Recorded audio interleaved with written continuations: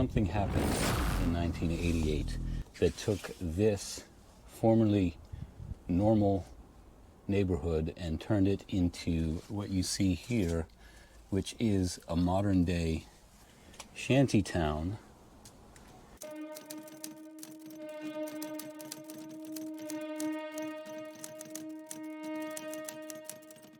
Winning an Olympic bid is a big deal for any city.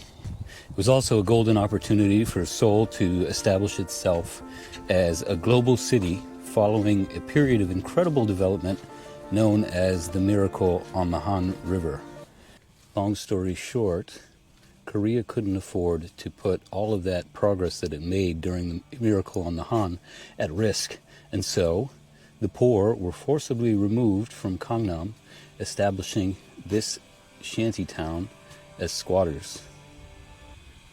So it was in 1988 then that this place took its current appearance.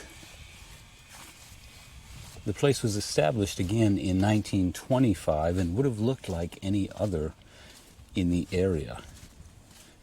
But then in 1988, with the forced removal of an eviction of the poor from the Gangnam area right over there, those people were left with nowhere to go, and as a result, they came to this place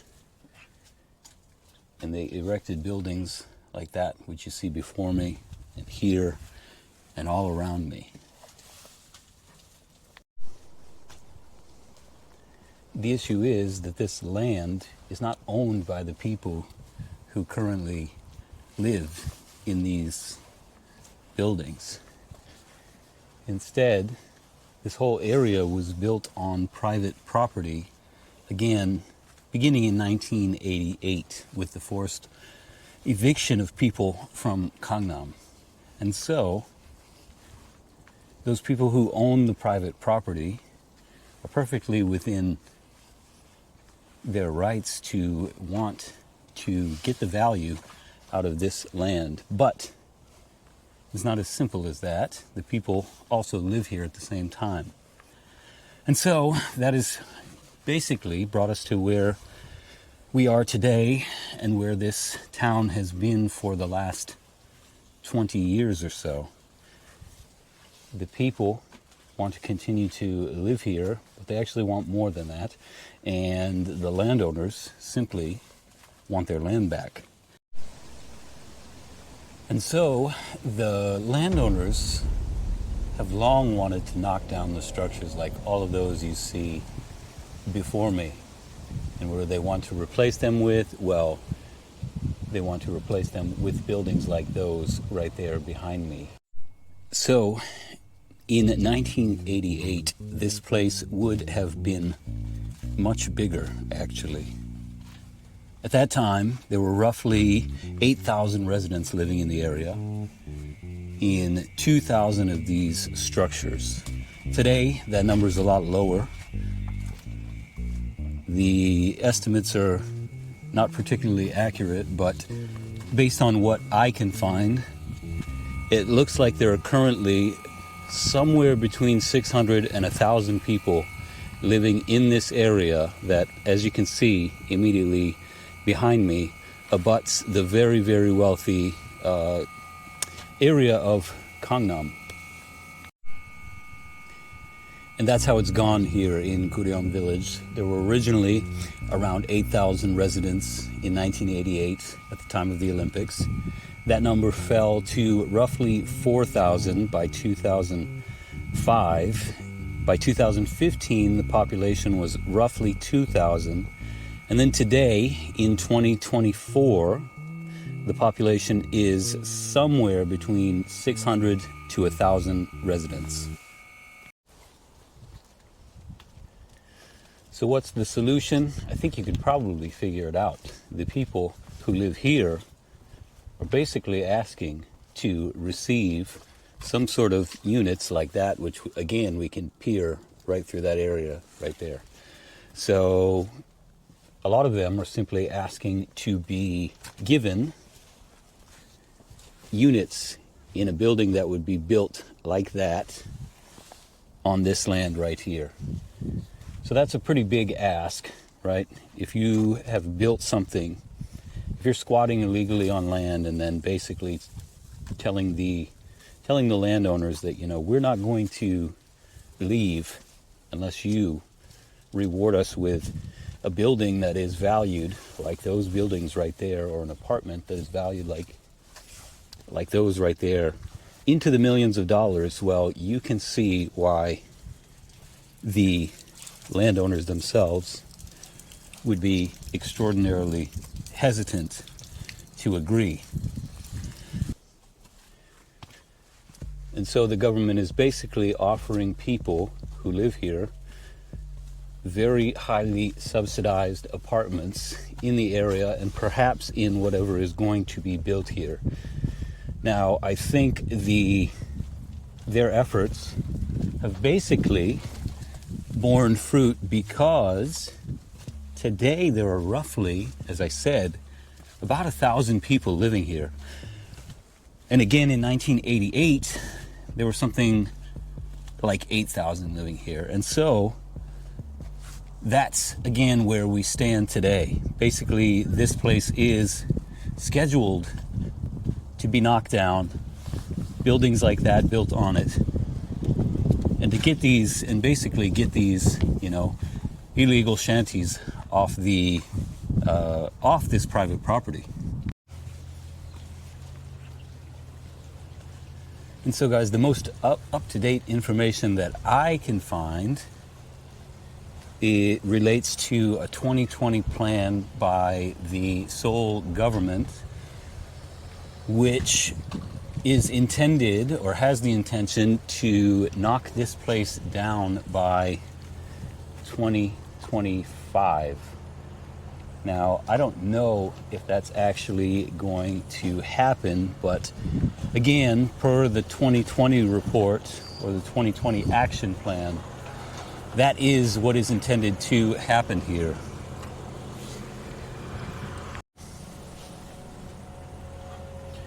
Guys, I'll also say this: no matter what you think of the people who are squatting here, if you think that they're just doing so in order to potentially get some sort of government freebie or some sort of payout from a rich landowner, whatever you might think of that, there's something that has to be said for this place, which is that it is actually quite functional relative to slums, other places in the world, because there are a lot of services around here. As you can tell from that right there, there is electricity here, there is running water. I believe there's gas. I've seen plenty of propane tanks and things of that nature.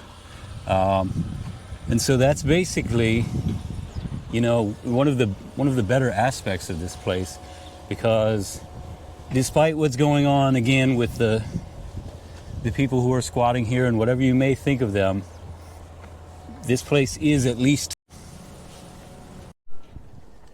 So guys, I've talked with a couple people around here. I haven't put any of them on camera because I just don't really feel comfortable asking them to be on camera. But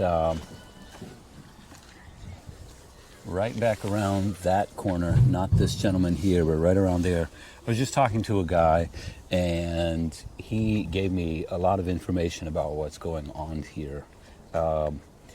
Basically, I couldn't find out online how many people actually remain here and how many buildings actually remain here. He gave me a very strict figure, so I believe it's probably accurate. He said that there are 300 buildings remaining, and I think that's the guy right there. He might have just popped back around the corner. But anyway, he said 300 buildings remaining and 320 people remaining in there. And he told me a bunch of interesting things about what's going on with the people that are remaining there and the people who have left. And so he said basically he told me a bunch of things, and I'm trying to sort them out in my mind as I talk to you right now. But he said that this place is all scheduled to be knocked down next year. And I'm not sure if that's true, because I was also talking to, I can't see them on this camera, but there are some people who are around here who look like they're, workers from some company or some public, service. And that guy was telling me that he doesn't feel like this place is going to be taken down at all. He said something like maybe 10 years it'll still be here. So it's really hard to say, because that guy, who seemed like he had, a lot of information, said it'll be done next year. But then the other guy said, this place is going to basically stay up indefinitely. So that's kind of what's going on. But what he did give me, which was again interesting, is those figures of, how many houses remain, or how many of these buildings remain. So 300 per his information, and then 320 people remaining here, again per his information. So very interesting. So the other thing that he told me, and probably the more important piece of information, was what has happened to the people who have left. So it's an ongoing thing. There are people who remain here in these buildings, and they're sort of, staying put. And then there are the people who have left. And he told me something that was pretty interesting, and which I was, pretty much expecting to hear regarding people who have taken payments or basically followed the government plan. So what he said is that a lot of those people are in, he said imde, which means basically vacant buildings. So it sounds like those people have been relocated to basically vacant apartments, and that meaning that those places don't really have services. So, and he was also saying, obviously those people who go there, they're going to have to pay for, all of the things that, you need. But he was saying, he seemed kind of happy to be here, because he was just talking again and again about the idea that, you need money wherever you go. Wherever I go from here, wherever he goes from here, he's going to have to pay for stuff. And so, anyway, like he said, those people have been relocated by the government to vacant buildings which probably don't have hardly any services in them. And so, you can look at that any way you want. You can say, they deserve it or whatever, but the people here are going to find that out, and they're going to be, very hesitant to agree to anything from the government.